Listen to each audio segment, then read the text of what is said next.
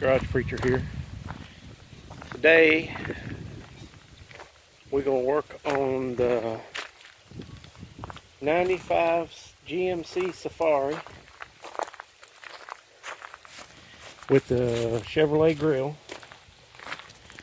and we're going to we're going to service transmission. We're going to put a transmission filter kit in it and clean the pan up, put fresh fluid in it, and it's got 226,000 miles on it. Maybe we give it another 226 if we keep taking care of it.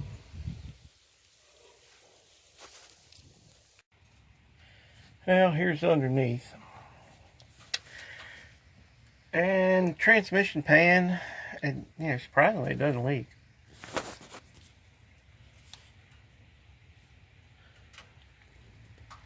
And what I'm going to do is I'm going to start probably in that corner right there and start taking these bolts out.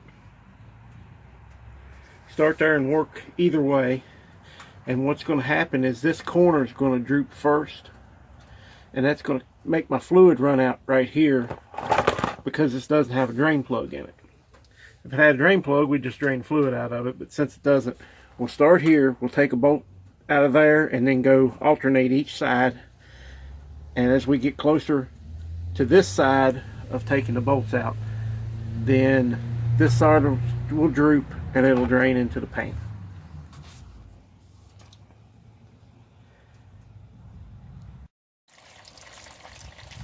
Well, it's more or less working out, working to plan.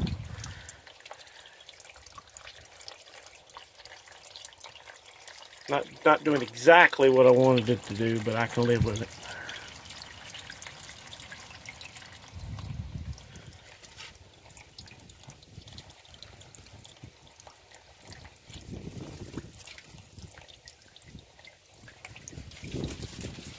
Okay, I got the pan down. It pretty much did what we wanted it to do. It pretty much poured out of that back corner once we got down to the last two bolts. So that's what I was shooting for. You know, I'm not too terribly upset if I get a little bit of fluid on this gravel because I have some grass growing up through it. Maybe it'll keep that down. I'm going to take this filter out, and it should just pull down. There's no bolts or nothing holding it in place, and getting it on camera might be a little tough, but we're going to attempt it here, and we're going to try not to wear all this transmission fluid that's going to run out. Well, but there it is. It just pulled out. Now there's going to be a gasket that was on here, and it's still up in that hole. And what I'll do is I'll just get a screwdriver and I'll just rake the gasket out. But that's important, make sure, because the new filter is going to have a new gasket on it. Here is the old filter, and I don't know if you can see it, it's pretty dirty. The outside of it's pretty dirty anyway. And here's the gasket that goes up in the transmission. It fits right just like that down over it, but it's kind of messed up where I took it out. It's down over that. I just put this screwdriver, took this screwdriver, stuck it up in the hole, and just popped it out, and it came right out. There's my nasty dirty transmission pan. That's metal that's collected on the magnet, and it's what you're going to get when, you know, as your transmission wears. This gasket was a neoprene gasket, but it's so hard, and now it just cracks and breaks. So we got all brand new stuff that needs to go back in. Okay, I went ahead and put that the gasket, the filter gasket, and the filter in. The filter gasket, I ended up taking a 3/4 socket and turning it to the back side so the open side was down. And I used that to tap the gasket back in the hole because it just would not go. And that got it up in there. And then I put the filter in into the gasket, and it holds really well. I didn't anticipate that. That's a different type of gasket that I'm used to dealing with, but the old ones were more like an O-ring. And I've never serviced this transmission before. This was my uncle's van before I had it, and he did the last service on it. This gasket here, it's designed to where the holes are smaller than the pan holes, and you can go ahead and put the bolts up in it, and it'll hold the gasket in place. Now, because it is like that, I'm not going to put any RTV silicone on it. If it was a cork gasket, I would. And I usually use Permatex Ultra Copper. The Ultra Series Permatex is better against oil and fuel and all that nasty stuff. And Ultra Copper is just what I prefer. The colors make no difference, I don't think. And when my brother and I worked together every day, I used Ultra Copper and he used Ultra Copper, and that way we knew if we worked on something and then we had to go back and tear it apart later, we knew that one of us had been in it before, because it wasn't very popular. Ultra Copper wasn't very popular back 25 years ago. Most people liked the Ultra Blue or the Ultra Black.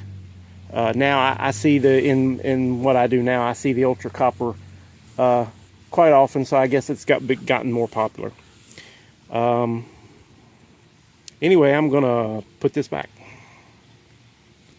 Okay, I've put this pan back up here and started all the bolts in it. They're all loose. They're just started, so the pan will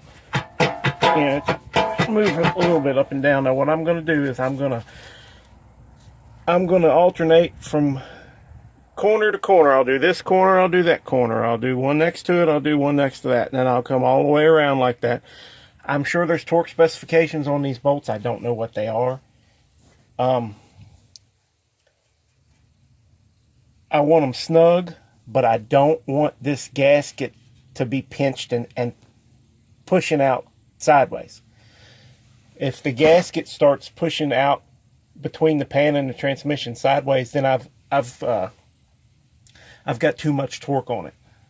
So like I said, I'm sure there are torque specifications on them. I just don't know what they are. Alright, I'm going to add transmission fluid now. It's the filler tube where the dipstick goes. I just pulled it out and stuck this transmission funnel in there.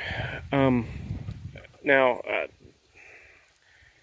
I looked online to see how much fluid this thing takes, and I've seen everything from 14 quarts to 11 quarts to 4 quarts, and I'm sure all those are wrong. What came out of it, I'm guessing what came out of it is about 5 quarts, and that's the best way to determine, because you're not filling an empty transmission. Your torque converter still has fluid in it, but maybe a quart. So my suggestion is to put a couple quarts in it, 2 quarts, 3 quarts, whatever, start it up,